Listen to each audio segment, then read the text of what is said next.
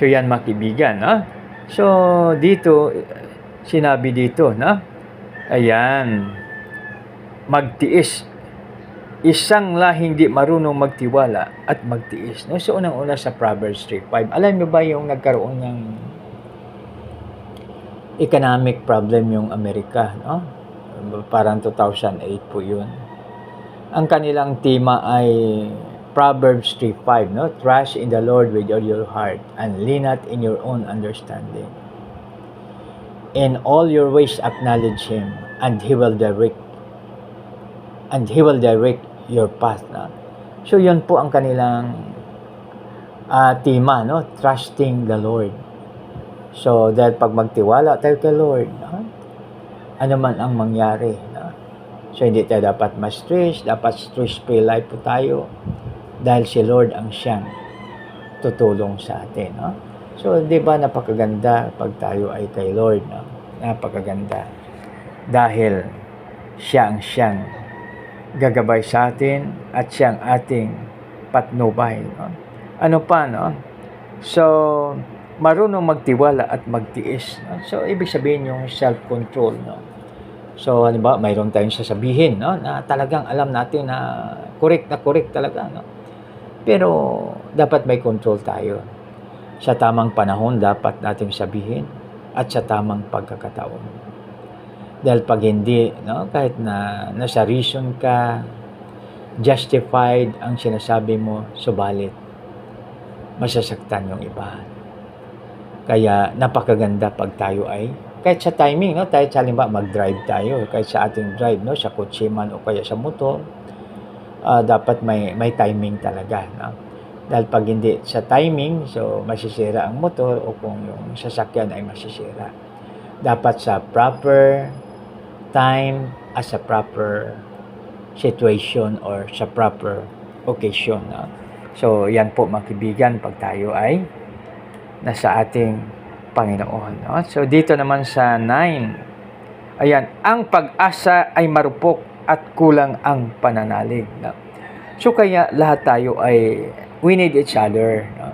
So halimbawa ang ating kapwa ay medyo nagkulang sa pananampalataya, so i-remind po natin siya tungkol sa himala ng ating Panginoon. Ang ating Panginoon ay sumasagot ng prayer, ng ating Panginoon ay handang tumulong sa atin sa oras ng pangailangan, at ang iyang tulong ay hindi nalilate, hindi nag-advance, kundi always in a proper timing, no? So di ba napakaganda pag ganun mga kaibigan, no? Na ang ating Panginoon ay handang tumulong sa atin at tayo ay tatawag sa Kanya. So sa 9 na po tayo, tapos na sa 9, no? 9. Tulad ng Ephraimita, mga pana ang sandata. Sa panahon ng labanay, nagsitakas pa rin sila. So dito mga kaibigan, sa labanan sa buhay, si Lord ang may control ng lahat ng bagay. Of course, gagawin natin yung ating pinakakaya, no? Pero pag hindi natin kaya, wala na tayong magagawa, kundi kailangan natin ang tulong ng ating Panginoon. God is God without us. But if God is not with us, we are nothing. Kaya yan mga kaibigan, okay, kailangan natin si Lord. Of course, mayroong law of nature na susundin natin, subalit may mga minsan hindi natin, kasi hindi natin alam yung alam ni Lord. At yung nakikita niya, minsan hindi natin nakikita, no? Dahil siya lang po ang perfecto mga kaibigan, no? So, yan siya, no? So, dito ngayon, sa 10 tayo. Ang tipan ng Panginoon hindi nila sinusunod. Hindi sila lumalakad ng ayon sa mga utos, no? So, ito, kailangan natin yung magsama-sama tayo, yung grupo na mag-remind sa atin. O parang, kasi halimbawa, no, sa mayroong minsan ba tayo naglalakbay kasi tayo ay pilgrim sa sanlibutan ito. So tayo ay tinatawag na manlalakbay, no? So minsan mayroong mga crossroads, no? So ibig sabihin na minsan 3 ang daan, minsan 4 pa, no? So pag halimbawa doon ka doon ka pumunta sa isang daan na hindi yun ang tama, maliligaw po. Kaya napakahirap minsan pumili, no? Diba, may 4 na daan sa harap mo, no? Saan kaya ang dapat, no? So kaya kailangan natin ang prayer. Kailangan natin ang ni Lord, no? Kailangan natin ang kanyang gabay at patnubay upang hindi tayo maligaw dahil siya ang the good shepherd, no? So ibig sabihin na good shepherd siya, hindi niya tayo pababayaan dahil pag hireling lang, pag ibig sabihin pag inupahan lang, just in case may problema, iiwanan. Subalit pag ito ay tunay na shepherd, good shepherd, no? Ang kanyang buhay ay kanyang ialay para sa matupa. Ganon ang ginawa ni Lord Jesus Christ sa bawat isa sa atin.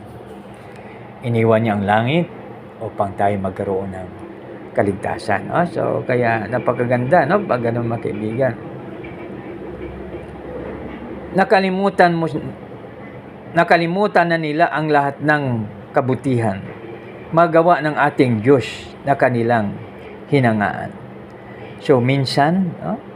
Na pag halimbawa mawalan tayo ng pag-asa, no? Ibig sabihin nakalimot tayo sa mga ginawang ni Lord na himala. So kaya kailangan natin yung i-remind yung ating kapwa na hindi ganoon, wag ka dapat mawalan ng pag-asa. Dahil si Lord ay ganito, no? Sinabi niya, ulitin ko yung sinabi niya na hindi kita itatakwil, hindi kita iiwan, no? So ibig sabihin na talagang pangako, no? Tayo mangako, minsan hindi natin matupad, subalit kay Lord ay natutupad niya. Yan. Sa 12, ang lahat ng gawang ito nung unay nasaksihan. Ang nangyari sa Ehipto, sa lupain nitong Suan. No? So, yung sa Egypt, mayroong 10 plagues. No? Ibig sabihin, ginamitan ni Lord ng kanyang kamay na bakal ang Egypt para makaalis ang kanyang mga anak, no? Ang bayang Israel makapunta sa lupang pangako. At dito, mga kaibigan, ginawa ni Lord yan upang mayroong magsamba sa Kanya, no? Kaya napakaganda pag tayo ay sa umaga, sasambahin natin ating Panginoon, ihandog natin ang ating buhay sa Kanya bilang isang buhay na hain.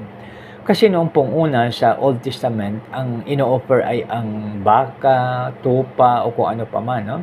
Subalit sa ating panahon ngayon, ang ating sarili na, no? Dahil ba baka, no? So mahirapan tayo, no? Dahil ang i-offer ay depende sa kasalanan, no? Ba sabihin ito, kalapati ang i-offer mo, sabihin ng pare kalapati ang offer mo dahil ganito ang kasalanan mo. Tapos dahil malaki ang kasalanan, ito malaki, no? Baka naman, no? Sa 13, hinawi niya yaong dagat, doon sila pinaraan. Ang tubig na magkabilay parang pader kung pagmasdan. No? So dito sa 13, yung parang ni-narrate yung Exodus, no? Yung pag-alis ng pag-alis ng mga Israelites sa Egypt, na yung dagat na pula, no?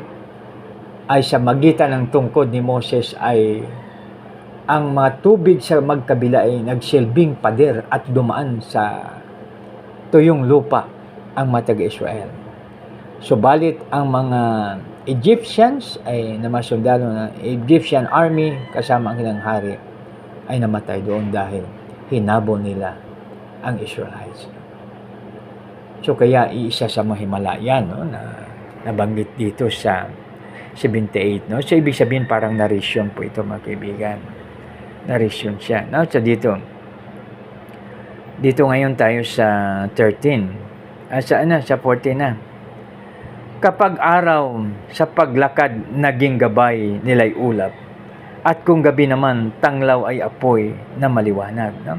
So dito hindi talaga basta-basta ang favor ni Lord na ibinigay sa Israel.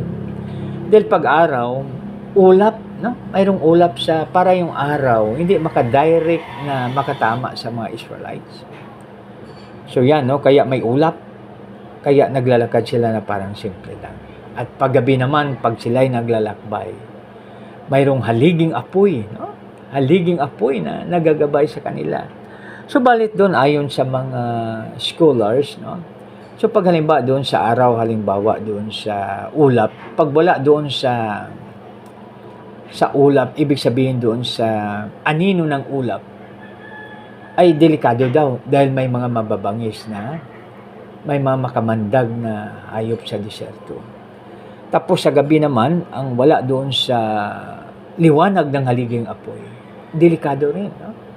Dahil dangerous din pala dito sa tinatawag natin na disyerto, no?